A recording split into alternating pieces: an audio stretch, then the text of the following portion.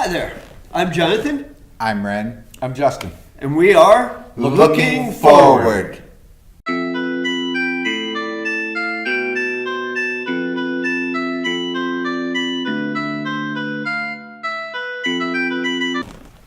This week I thought it'd be really interesting to get a little bit of discussion on the subject of autonomous cars. This is a field that is growing fast, that's having a lot of improvements, that's having a lot of changes and adaptations. You've got, everyone knows Tesla and their autonomous cars. Ford announced recently that they are producing their plan is to produce an autonomous car without a steering wheel in 5 years.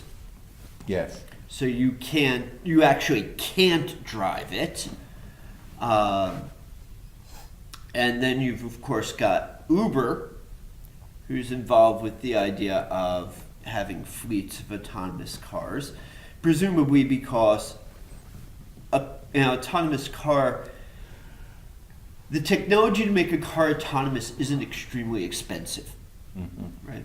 It certainly is a lot less expensive to have a fleet of cars with the autonomous component than it is to have a fleet of cars with drivers. So, it's just financial benefit is to replace labor with technology, as we've discussed before. So these things are moving forward. They're getting better on a regular basis.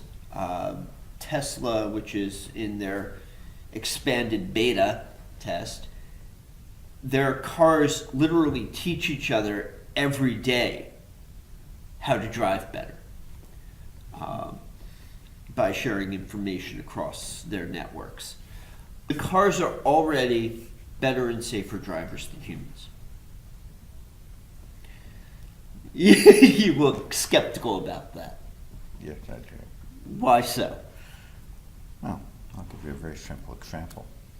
Actually, I'll give you two. Okay. Last Friday, as you may or may not be aware, DIN Corporation was attacked. Some people watching this will be aware of this because the cyber attack wiped out a large portion of the internet across the entire Northeast because DIN is a domain name service. DIN was attacked by a large group of robotized Internet of Things items. Okay. Rather than the normal method of doing a distributed denial of service attack, the attackers first robotized a Chinese corporation and then used it to take control of a group of American Internet of Things smartphones, cameras, refrigerators, and I guess the air toaster. So the toaster took down the internet. I don't know about the toaster. I know the refrigerators. There are refrigerators that order milk. I get what you're Yes, saying. yes, I know. That's awesome. Those refrigerators were busily pinging DIN's firewall instead of ordering milk. Okay. And they, together with everything else, took down DIN for several hours. We do not know whether any cars were involved in that, but we know they could have been. The same technologies that allow the cars to teach each other how to drive better make them vulnerable. As long as they are vulnerable, there was an episode of Doctor Who with all the automatic cars in Britain. Doctor Who? Yes. No, Doctor Who? No, Doctor Who. Yes, Doctor Who. With all the Very nice. all the Atmos enabled cars in England being taken over. Now in that particular case, of course, Doctor Who, it was an odd looking alien. But the reality is there is absolutely nothing at this point that can guarantee beyond question that that won't happen. A single instance where the attack was on the main driving servers rather than DIN for the internet, could cause more casualties than 5 years of human drivers if those cars were ubiquitous. I mean, it seems like the trend is with technology can be really cool on one hand, and the other hand, there's big dangers that we. Always. That's been the way of things since fire and stone tools, hasn't it? Yeah. I mean, stone tools are great if you got to crack open a nut. They're also really useful if you want to crack open someone's head. Yes. So I think that, this is just another progress on that split. So we're becoming more and more connected. A question for you guys. I mean, what would you guys want an autonomous vehicle? If so, I have an hour and 15-minute commute. I really want an autonomous vehicle. Ren? No. Flat out no. Would there be anything that you would ever want an autonomous vehicle? Yes. When they get those vehicles to the point where I know, because let me go a step further, not to be histrionic, but the scenario I drew will happen with the situation as it now exists. It's only a matter of how long it takes somebody to figure out. With the how. toasters. With the toasters. It's these toasters. It will happen. The servers will be knocked down, or worse yet, taken over, and there will be deaths everywhere in the country. And that is no one's fault if we move too fast on this, except those who allow it to move too fast. If we move at a reasonable speed, Tesla's people are brilliant. They will figure out a method of protecting the vehicles, but it does not exist now. Well, I know it is one of the priorities. It has to. I've heard Elon Musk talk about it several times. He's also had a number of people do their best to get into the driving and the mechanisms on the Teslas. You cannot hire best hackers. No. They have much more fun and probably make much more money on the other side. Based on the way things are going, do you think Uber is going to have a fleet of cars in Pennsylvania that don't have drivers? How soon? 5 years.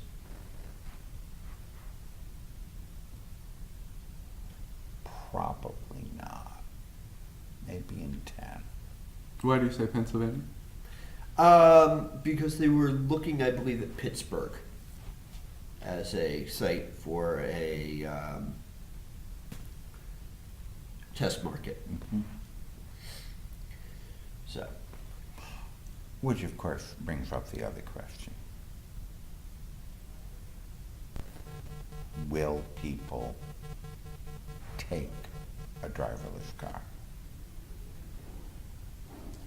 Particularly since if they think about it, they know they're denying someone employment. Some will, some won't. I would tend to agree with you. I will say, as far as it goes, that my 8-year-old daughter wants nothing to do with a car that she can't drive. I agree with Liliana. I think it's part of an inevitable chain Oh. of technological advances. Oh, no, you're correct. Probably.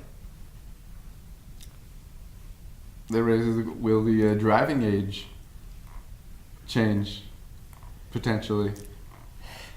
Now, there's an interesting question. Where you have to disengage autopilot to do the driving course.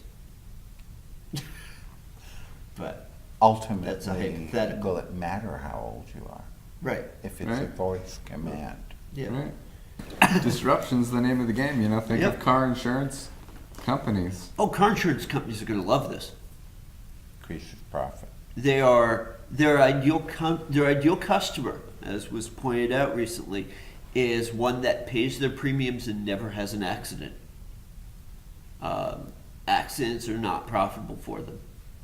Even if they raise rates, they want clean drivers.